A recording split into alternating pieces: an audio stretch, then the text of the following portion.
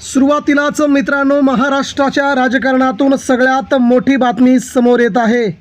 देशाच्या राजकारणामध्ये मोठा भूकंप, शिंदे हटाव मोहिमेची तीव्रता वाढली आणि एनडीएच्या गोटात वाढल्या हालचाली। महाराष्ट्रात एकनाथ शिंदेंना भाजपा कंटाळली, नेते म्हणतायत भाजपा झाली आहे पॉइझन, हळूहळू शिंदेंच्या शिवसेना देखील संपवणार। मित्रांनो, भाजपवरती गंभीर आरोप शिंदेंच्या इशाऱ्यावरच झालेत का?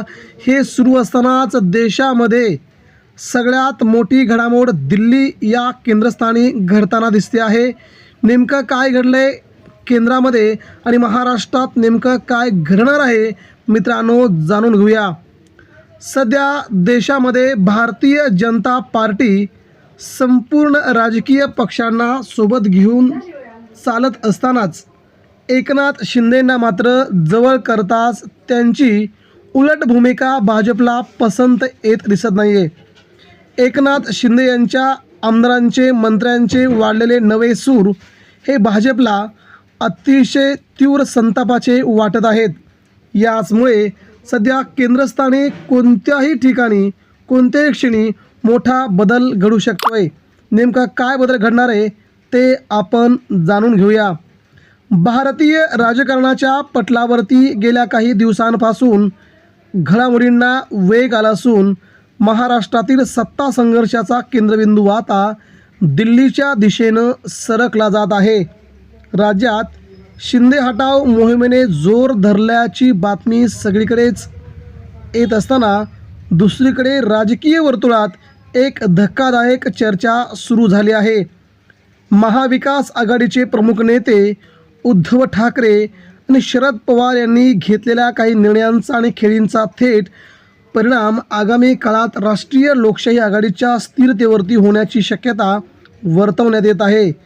शरद पवार कितपत भाजपसोबत जातील ही शंका असतानाच आगामी काळामध्ये जर एकनाथ शिंदेंना बाहेर काढलं तर उद्धव ठाकरे मात्र भाजपसोबत जाण्याच्या तयारीत असल्याची बातमी आहे।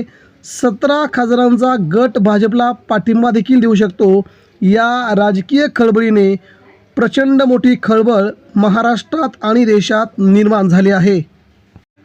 एकनाथ शिंदेंचे मंत्री बोलताना आपल्या तोंडावरती कोणत्याही स्वरूपाचा लगाम लावत नाहीत। शिंदे हटाव मोहिमेचा उगम तिथेच होताना दिसतोय।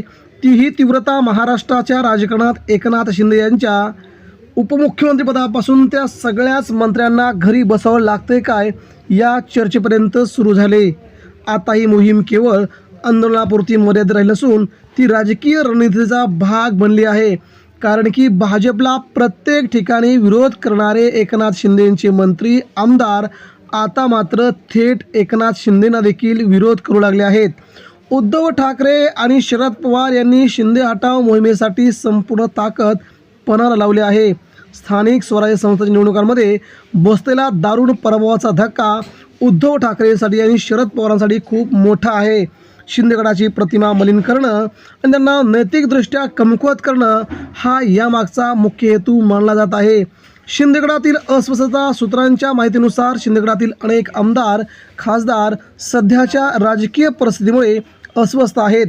त्यांच्या मतदारसंघात वाढलेली नाराजी आणि भाजपसोबतच्या सत्तेतील दुय्यम वागणुकीमुळे अनेक जण वेगळा विचार करत असल्याचं बोललं जात आहे।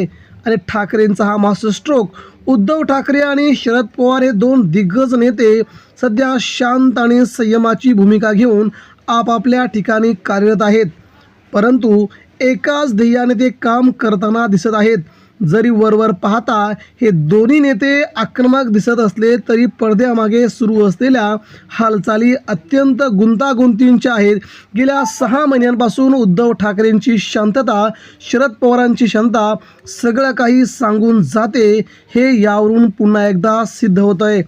राजकारणात कायमस्वरूपी मित्र किंवा शत्रू नसतात, तिथे फक्त हितसंबंध असतात। आजची स्थिती ही त्याच हितसंबंधाच्या संघर्षाचं फळ आहे असे राजकीय विश्लेषक नमूद करतात। ठाकरे आणि पवार यांनी शिंदे सरकारला घेण्यासाठी सर्व कायदेशीर आणि राजकीय मार्गाचा अवलंब केला आहे। मात्र या सगळ्या प्रक्रियेमध्ये 17 खासदार भाजपला पाठिंबा देऊन आपली राजकीय नवीन गेम चेंज करणार का, हे आगामी काळच ठरवेल। मात्र राजकीय वर्तुळात सध्या चर्चा सुरू आहे की महाराष्ट्रातील आणि देशातील विविध राज्यातील मिळून तब्बल 17 खासदार NDAच्या धोरणांना पाठिंबा देण्यासाठी सज्ज झाले आहेत. हे खासदारांचे पाऊल भाजपसाठी एकीकडे सोयीचे असले तरी दुसरीकडे यामुळे सध्याच्या NDA सहकार्यामध्ये अस्वस्थता पसरली आहे. या सगळ्या समीकरणामध्ये भाजपसोबत आलेले पक्ष देखील नाराज होत आहेत. मात्र उद्धव ठाकरे शरद पवार सोबत असले तर मात्र भाजपला कशाचीही चिंता नाही, असं भाजपच्या एका बड्या नेत्याने म्हटलं आहे. त्यामुळे महाराष्ट्रात देशात बदल हा नक्कीच घडणार असल्याची ही सगळ्यात मोठी अपडेट तुमच्यापर्यंत. मित्रांनो, यावरती आपण आपल्या प्रतिक्रिया द्या. धन्यवाद. जय हिंद.